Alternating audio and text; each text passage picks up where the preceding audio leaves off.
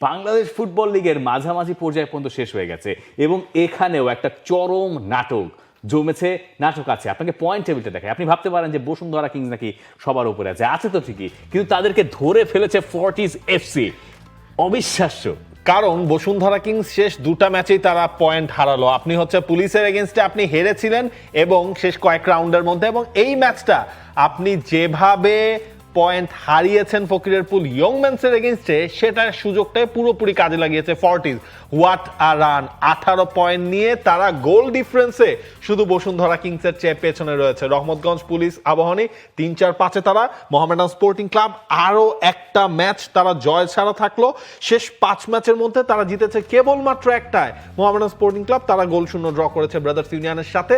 তবে সব কিছু এই পয়েন্ট টেবিল নিয়ে এই যে জমে যাওয়া, তার সবটাই হয়েছে ফকিরের পুল ইয়ংম্যানস এবং বসুন্ধরা কিংসের ম্যাচ। অবিশ্বাস্য। আপনি চ্যাম্পিয়ন দল 3-0 গোলে হচ্ছে গিয়ে এগিয়ে আপনি আছেন। ম্যাচের একেবারে শুরুর দিকটাতে 30 মিনিটের মধ্যে আপনি 3টা গোল সিকিউর করে ফেলেছেন। শেষ 16 মিনিটে যে বসুন্ধরা কিংসকে 3টা গোল হজম করতে হয়েছে।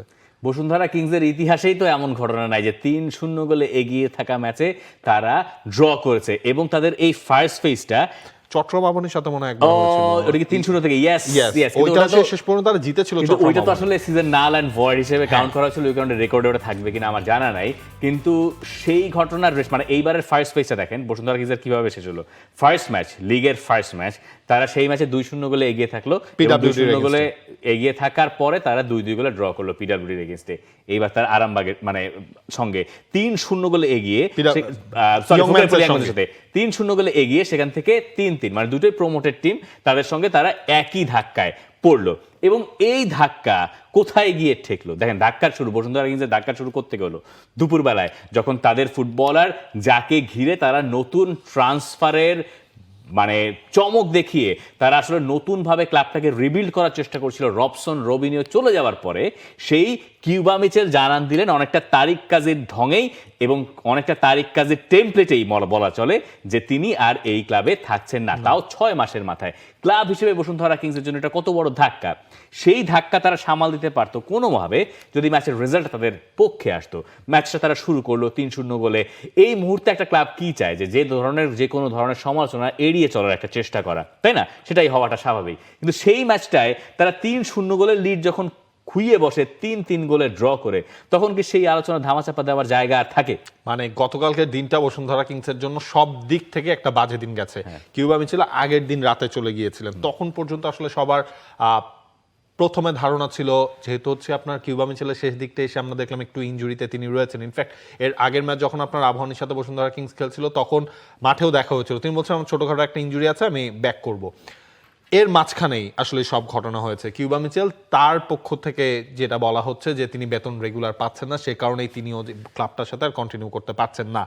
একের পর এক ধাক্কা, তারিক কাজী, এই কিউবা মিচেল, ট্রান্সফার নিষেধাজ্ঞা রয়েছে বসুন্ধরা কিংসের, এবং এত কিছুর মাঠের বাইরের এইসবের পর ইফেক্টটা যে আসলে মাঠের ভেতরেও পড়ে, সেইটার রেজাল্ট আপনি 9 ম্যাচ শেষে বসুন্ধরা কিংসের পয়েন্ট টেবিলে অবস্থান দেখলে বলবেন। কিন্তু এই যে আপনার 10টা দল চোখ কান বন্ধ করে কিন্তু বসুন্ধরা কিংস ছিল সবার ফেভারিট। আপনি তাদের ফরেন কালেকশনও যদি দেখেন, সেই জায়গাতে হচ্ছে পরীক্ষিত সব ফুটবলারদের নিয়ে এসেছে। আপনি টপ 5টা যদি হচ্ছে ফরেন প্লেয়ার এই সিজনে ধরেন, সেটার মধ্যেও বসুন্ধরা কিংসের 2-3 জন থাকবে।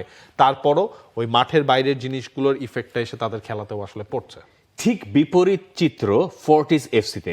ফর্টিজ এফসি যে 18 পয়েন্ট নিয়ে বসুন্ধরা কিংসকে ধরে ফেললো, মানে ফর্টিজের এইখানে ম্যানেজমেন্টের একটা হিউজ ক্রেডিট আপনাকে দিতে হবে। তাদের যে বিদেশি ফুটবলাররা, তাদের বেতন চড়া নয়, কিন্তু তারা বেতন নিয়মিত ক্লিয়ার করেছে। এই ক্লাবটা যখন ট্রান্সফার, বিদেশি না আপনার সবাই, মানে লোকাল ফুটবলারদের ওদের সিস্টেমটা হচ্ছে আমি প্রতি মাসে অল্প করে হলেও, হ্যাঁ ধরেন হচ্ছে আপনার সাইনিং এর সময় একটা অ্যামাউন্ট দেয়া হয়। আগে হয়তো সে অ্যামাউন্টটা অনেক বেশি থাকতো বাংলাদেশের ফুটবলের পার্সপেক্টিভে, ধরেন এক একজন ফুটবলার 50, 60, 70% টাকা নিয়ে যেত, বাকিটা ধাপে ধাপে। ফর্টিজ কি করতো আপনার, আমি সাইনিং মানি কম দিব, কিন্তু তোমাকে আমি এই গ্যারান্টি দিব, তোমাকে আমি প্রতি মাসে ধরেন সেটা 15,000 হোক, 20,000 হোক, 30,000 হোক, একটা অ্যামাউন্ট হচ্ছে আমি তোমাকে দিয়ে তোমার মূল টাকাটা আসলে কমিয়ে ফেলবো। এবং দেখেন, যখন আপনি আপনার প্লেয়ারের এই বেতনাদি পরিষ্কার করবেন, ক্লিয়ার আউট করবেন এবং প্লেয়ারের মানসিকতার দিকে আপনি নজর দেবেন, প্লেয়ার হ্যাপি আছে কিনা সেটার দিকে আপনার খবর থাকবে, তখন একটা টিম আসলে পারফরমেন্স কি করে দেখাতে পারে সেটা আমরা ফর্টিজ এফসি কে দেখে বুঝতে পারি। তাদের যে বিদেশি ফুটবলারদের কালেকশন, তাদের কারো বেতন এমন আহামরি কোনো বেশি না। তারা ক্লাব হিসেবে জানে যে আমার পক্ষে কতটুকু এফোর্ড করা সম্ভব, তারা ঠিক ততটুকুর ভেতরেই তাদের ক্লাবটা চালানোর চেষ্টা করে। আমার মনে হয় ফর্টিজ এফসির এই যে কৃতিত্বটা, তারা যে 2 নম্বরে আছে এবং কিংসকে তারা ছুঁয়ে ফেলেছে, এর পেছনে তাদের কোচের একটা হিউজ ক্রেডিট আছে। প্লেয়িং স্টাইল, ট্যাকটিক্স এগুলো তো আছেই, কিন্তু এর বাইরে এসে অ্যাজ আ ক্লাব ফর্টিজ এফসির আপনার কৃতিত্বটা এই জায়গায় আমার কাছে মনে হয় ডিউ, যেটা দেওয়া দরকার। উল্টো চিত্রটা বসুন্ধরা কিংসে, আপনি কিংসের কাছ থেকে এই ধরনের ব্যাপার মোটেই এক্সপেক্ট করবেন না। কিউবা মিচেল এসছেন কদিন হয়েছে? 6 মাসের মতো হয়েছে। আমার প্রশ্ন হচ্ছে যে 6 মাসের ভেতরে কয় মাসের বেতন আসলে বাকি আছে? অনেকে অনেক কথা বলছেন, দু একটা সোর্স থেকে আমরা জানি যে 2 মাস বা 1.5 মাসের বেতন সেখানে বাকি আছে। তো একটা প্লেয়ারের সাথে যদি আপনার বেতনের 1.5 মাস বা 2 মাসের দূরত্ব থাকে, এটা তো নেগলিজিবল। এই 1.5 মাসের বেতন ছাড়া কিউবা মিচেলের এমন আহামরি কিছু যায় আসে বলে আমার কাছে মনে হয় না। কিউবা মিচেল তো এটার জন্য ভাত না খেয়ে মরেন না, উনি জানেন না ভাত খান কিনা, কিন্তু তার এইরকম কোনো অর্থনৈতিক কোনো সমস্যার ভেতর দিয়ে যাওয়ার কোনো কারণ দৃশ্যত নাই। আমার কাছে মনে হয় পুরো প্রবলেমটা আসলে বেতনাদি ইস্যুতে মোটেই নয়, অন্য কোনো ইস্যুতে সম্ভবত প্রবলেমটা হয়েছে। সেটা হয়তো কমিউনিকেশনের দূরত্ব, তার ক্লাবের সঙ্গে ম্যানেজমেন্টের সঙ্গে দূরত্ব। এর ভেতরে আরেকটা ঘটনা বলতে পারি যে তারিক কাজী যেহেতু চলে গেছে, এই টিমে তিনি মিশতে পারেন বা খুব ক্লোজলি মিশতে পারেন, মেন্টালিটি ম্যাচ করে এরকম ফুটবলার একজনের নাম বলেন, তারিক কাজী সেটা হবেন। তারিক কাজী যখন সিদ্ধান্ত নেন যে তিনি এই ক্লাব ছেড়ে চলে যাবেন অক্টোবর মাসে, আমার কাছে মনে হয় কিউবা মিচেলের ওটা ছিল একটা ধাক্কা। এবং কয়েক মাস যাওয়ার পরে কিউবা মিচেল বোধহয় সিদ্ধান্তটা নিলেন যে না, জানুয়ারি ট্রান্সফার, মানে জানুয়ারিতে অন্যান্য দেশের ট্রান্সফারে কি হচ্ছে না হচ্ছে জানি না, কিন্তু বাংলাদেশ এরই মধ্যে কেঁপে গেছে, তাই না, কিউবা মিচেলের এই চলে যাওয়া দিয়ে। তো এইখানে আমার কাছে মনে হয় ঘটনাটা অন্য জায়গাতে। এখন কিউবা মিচেলের চলে যাওয়াতে আমি বেশিরভাগ সমর্থকদের যে রিয়াকশন দেখেছি, মানে বাংলাদেশের ঘরোয়া ফুটবল যারা ফলো করেন বা করেন না, তারা বেশিরভাগই খুশি হয়েছেন। কারণ এই খুশি হওয়া গোষ্ঠীর একটা নির্দিষ্ট অংশ কিউবা মিচেল যখন বসুন্ধরা কিংসে গেছেন তার এগেনস্টে ছিলেন, যে না, এই প্লেয়ারটা সান্ডারল্যান্ডের বয়সভিত্তিক দলে খেলে এসছেন, এর এখন এখান থেকে গ্রোথ হয়তো হবে না, এরকম একটা আশঙ্কায় তারা ছিলেন। কিন্তু তারাই আবার বসুন্ধরা কিংসের খেলা দেখার জন্য বসে থাকতেন যে কিউবা মিচেল কখন নামবেন। কিন্তু আনফর্চুনেটলি কিউবা মিচেলের বিদায়টা হয়ে গেল এই 6 মাসের ভেতরে, এবং সম্ভবত বাংলাদেশের ফুটবল ইতিহাসের ট্রান্সফার বিজনেসের সবচেয়ে ফ্লপ সাইনিংগুলোর একটা হয়ে সেটা থাকবে। দুই দিক থেকে, মানে ক্লাবের দিক থেকে, প্লেয়ারের দিক থেকে, যেটা কোনোভাবেই ওয়ার্কআউট করে নাই। এবং অ্যাট দ্য সেম টাইম এটা এমন একটা সময় ঘটলো যে কিউবা মিচেল একটা ম্যাচও কি স্টার্ট করলেন বসুন্ধরা কিংসের হয়ে, একটা প্লেয়ার এইরকম সম্ভাবনা নিয়ে এসে তিনি একটা ম্যাচ স্টার্ট করতে পারলেন না বাংলাদেশে। কিউবা মিচেলকে আসলে ধরা হচ্ছিল ফিউচার প্রসপেক্ট হিসেবে। আপনার কিউবা মিচেলের সাথে যখন কন্ট্রাক্ট হলো, ইনফ্যাক্ট কন্ট্রাক্টের এগুলো এমন হচ্ছিল যে প্রথম সিজনে তিনি যে বেতন পাবেন, সেকেন্ড সিজন থেকে সেই বেতনটা আরেকটু বাড়বে, মানে একটা লং টার্ম প্ল্যানিং কিন্তু কিউবা মিচেলকে নিয়েছিল। সেই জায়গায় কিউবার শুরুর দিকে মানিয়ে নিতে সমস্যা হচ্ছিল, শারীরিকভাবে তার একটু প্রবলেম হচ্ছিল, সেই কারণে কিন্তু হাভিয়ার কাবরেরাও প্রথম দিকটা একদম তাকে আসলে রাখেননি। এরপর যখন সময় সময় কিউবা এই আবহাওয়ার সাথে ইউজ টু হয়ে গেছেন, এই ধুলো বালিময় বাংলাদেশের সাথে তিনি মানিয়ে নিয়েছেন, যেই মাঠে খেলা হয় সেই মাঠের সাথে হচ্ছে তিনি ইউজ টু হয়ে গেছেন। আপনার মনেও আছে কোন ম্যাচে কিউবা কর্নার নিতে গেছেন, হ্যাঁ, বদলি নেমে তার হচ্ছে অলমোস্ট প্রায় হাঁটুর আরেকটু নিচে, মানে টায়ের হাঁটুর আর অ্যাঙ্কেলের মাঝখান পর্যন্ত হচ্ছে আপনার সেখানে ঘাস ছিল। এই বাস্তবতাগুলোর সাথে মানিয়ে নিলেন। তারপরেও কিউবাকে আমরা কখনো আসলে কোনো ম্যাচ এখন পর্যন্ত দেখি নাই তিনি স্টার্ট করছেন। চেঞ্জিংয়ে তাকে আমরা দেখেছি, চেঞ্জিংয়ে যখন তিনি নেমেছেন তার কিন্তু কিছু টিপস অ্যান্ড ট্রিক্স তিনি দেখিয়ে গেছেন যে কেন তাকে নিয়ে এত হাইপ। এরপরও এই জিনিসটা আসলে কমপ্লিটলি একটা ডিজাস্টারই বলবো। কিউবা মিচেলকে যেই হাইপ নিয়ে আনা হয়েছিল এই 6 মাসের মধ্যেই সেই সম্পর্কটা ছিন্ন হয়ে যাওয়া। এবং বাংলাদেশের জন্য আপনি খেয়াল করেন, বাংলাদেশের লিগে যে কয়েকটা নাম ছিল তার মাঝে কিউবা চলে গেছেন মোজাফফরভ, মানে মোহামেডানের তো এই একটাই আপনার চ্যাম্পিয়ন ফুটবলার বাকি ছিল, ফরেন চ্যাম্পিয়ন ফুটবলার যারা গত সিজনে মোহামেডানকে চ্যাম্পিয়ন করেছে, সে মোজাফফরভ হচ্ছে চলে গেল। এই মোজাফফরভই আপনার লাস্ট মাসখানেক আগে যখন মোহামেডান স্পোর্টিং ক্লাবের সব ফুটবলাররা আপনার ধর্মঘটে গেল যে তারা নামবেন না টাকা পয়সা না দিলে, মোজাফফরভই সবাইকে বুঝিয়েছিলেন। আবার মোজাফফরভই আপনার হচ্ছে জানিয়ে দিয়েছিলেন যে এইভাবে চলতে পারে না, যেভাবে হচ্ছে 2-3 মাসের বেতন বকেয়া রয়েছে। এখন যেটা হয়েছে যে আপনার মোজাফফরভ বলেছেন, ক্লাবকে বলেছেন তার পারিবারিক কারণে তিনি যাচ্ছেন, বাট মূল যে ঘটনা সেটা হচ্ছে এই অর্থনৈতিক টানাপোড়েনের কারণে মোজাফফরভ আর পারছেন না। উজবেকিস্তানেও আপনার হচ্ছে এই জানুয়ারিতে ট্রান্সফার উইন্ডো শুরু হচ্ছে, সেখানেও হয়তো বা কোনো না কোনো একটা ক্লাবে মোজাফফরভকে দেখা গেলেও দেখা যেতে পারে। সবকিছু মিলিয়ে বাংলাদেশ ফুটবল লিগের এবারের মাঠের বাইরের আলোচনা যেমন ঘিরে ধরেছিল, মাঠেও তো আপনার যে জমজমাট একটা লিগ হয়েছে সেইটা আপনার বলতে হয়। মোহামেডান স্পোর্টিং ক্লাবকে আপনি দেখছেন সেকেন্ড হাফে আবহাওয়া নিয়ে লাস্ট রাউন্ডটা জিতে অর্থাৎ লাস্ট রাউন্ডে জিতে তারা কিন্তু 5 থেকে শেষ করতে পেরেছে।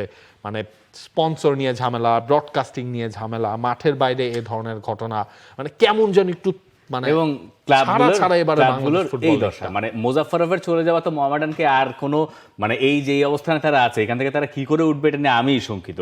মানে এই টিমে খেলেনি একটা প্লেয়ার যাকে কেন্দ্র করে টিমটা খেলে আর কি, সেই মোজাফফরভ যখন দল থেকে চলে যান, এবং মোজাফফরভ এখানে থাকতেই চেয়েছিলেন মোহামেডানে, তাকে দিনের পর দিন বেতন দেওয়ার সেই অবস্থায় ক্লাবটার হয় না। মানে আমি যেটা বুঝি না আসলে কই যাব, মানে পিক এই মোজাফফরভ পিক মোজাফফরভ এইটা নিয়ে নো ডাউট, কিন্তু ধরেন 1-2 সিজন আগে এই মোজাফফরভকে বসুন্ধরা কিংস থেকে অফার তিনি পেয়েছিলেন, তিনি কিন্তু যান নাই। তিনি এইটাই মানে একটা প্লেয়ারকে বসুন্ধরা কিংস অফার করেছিল, বসুন্ধরা কিংস যারা ইউরোপ এশিয়ান কম্পিটিশনে খেলে তারা সেখানে যেতে পারলে তার প্রোফাইলটা বৃদ্ধি হয়, তিনি আরো ফ্যাসিলিটিস পান, সেইখানে তিনি যান নাই, তিনি মোহামেডান থেকে গেছেন যে না আমি মোহামেডানের প্লেয়ার। এই নিদর্শন বাংলাদেশে কয়জন ফুটবলার দেখাইতে পারেন? সেই ফুটবলারকে শেষ পর্যন্ত মোহামেডানের মতো ক্লাবই আসলে রাখতে পারলো না। মানে এইটা আসলে মোজাফফরভের কেমন লাগছে এইটা ভেবে আমার কাছেই খারাপ লাগছে যে মোজাফফরভ বাংলাদেশ নিয়ে বা আমাদেরকে নিয়ে আসলে কি ধারণা নিয়ে দিন শেষে রিগ্রেট ফিলটা করে তিনি আসলে।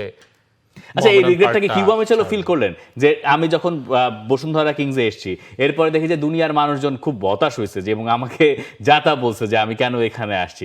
6 মাসের মাথায় কি আমি বুঝতে পারছি যে না আমার একটা ভুল হয়েছিল, যে আমি ফিলটা কিউবা মিচেলেরও হয়তো থাকবে যেতে এত তাড়াতাড়ি জিনিসটা শেষ হয়ে গেল। আপনি 1.5 মাস বেতনের বাকির জন্য আপনি একটা ক্লাব ছাড়বেন নাকি? এটা তো হওয়ার কথা। কারণ আপনার বাংলাদেশি ফুটবলে ধরেন এই রবসন টপসনরাও যে একটা পর্যায়ে যে তারা হচ্ছে কমপ্লেইন করেছেন, তার আগে 2 মাস 3 মাস এক্স্যাক্টলি ওই জায়গাটা তো ধরেন ক্লাবের সাথে কমিউনিকেশনের অভাবটা ছিল কিনা যে ফাইন 1.5 মাস তোমাকে আমি বেতন দিতে পারছি না বা 2 মাস বেতন দিতে পারছি না, আপনি কি ওই অবিশ্বাসের জায়গাটায় আসলে এই সম্পর্কটা চলে গিয়েছিল যে না আমি আর কোনো টাকাই পাবো না এখান থেকে? মানে আমাদের কাছে যেভাবে ব্যাপারগুলো আসছে, যে ঘটনাগুলো আসছে, এটা তো বসুন্ধরা কিংসের ইমেজের জন্য আসলে খুব ভালো কিছু না। তারা যে নতুনের বার্তা নিয়ে এই ক্লাবটা চালিয়েছিল বা ক্লাবটা শুরু করেছিল, যে আইডিয়া নিয়ে, যে প্রজেক্টটা নিয়ে, সেইটা তো এখন বেশ খানিকটা হুমকির মুখে। আপনি ইমেজের কথা চিন্তা করেন, মানে পিআরের কথা চিন্তা করলে আপনি এইভাবে দেখতে পারেন গত 1 বছরের মধ্যে আপনার বা 1.5 বছরের মধ্যে আপনার এগেইনস্টে ফিফার কাছে কমপ্লেইন যাচ্ছে, আপনার এগেইনস্টে মানে ধরেন যে জিনিসগুলো আগে কথা বলছেন অন্য ক্লাবে যে জিনিসগুলো হতো এটা তো এতদিন বসুন্ধরা কিংসের সাথে ছিল না। ধরেন ফিফার মামলা হচ্ছে গিয়ে বাকি সব ক্লাবে প্রতি সিজনে খেয়েছে, কিন্তু বসুন্ধরা কিংস কিন্তু খায় না। এই জিনিসগুলো এখন রেগুলার হচ্ছে।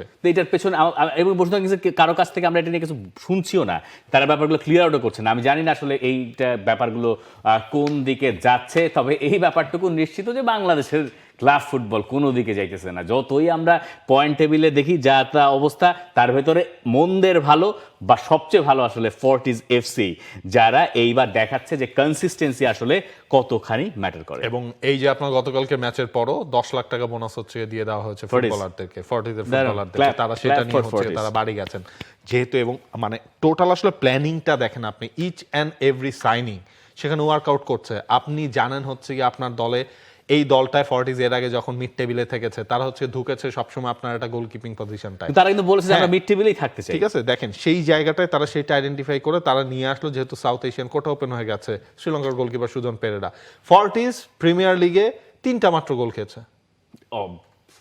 মানে প্রিমিয়ার লিগের 9 ম্যাচে 3টা মাত্র। ফার্স্ট পেজে চ্যাম্পিয়ন আমরা ফর্টিজকে ধরতে পারি, মানে ধরেন হচ্ছে গিয়ে পারফরম্যান্সের বিচারে উইনারটাকে আসলে ধরতে ফর্টিজ এফসি। যে বাংলাদেশ ফুটবল লিগ নিয়ে আপনাদের মন্তব্য থাকলে সেটা শুনতে চাই। For more updates, subscribe to our YouTube channel and click on the bell icon. Follow us on Facebook and Instagram. Download T-Sports app to enjoy exciting games and highlights. Visit tsports.com.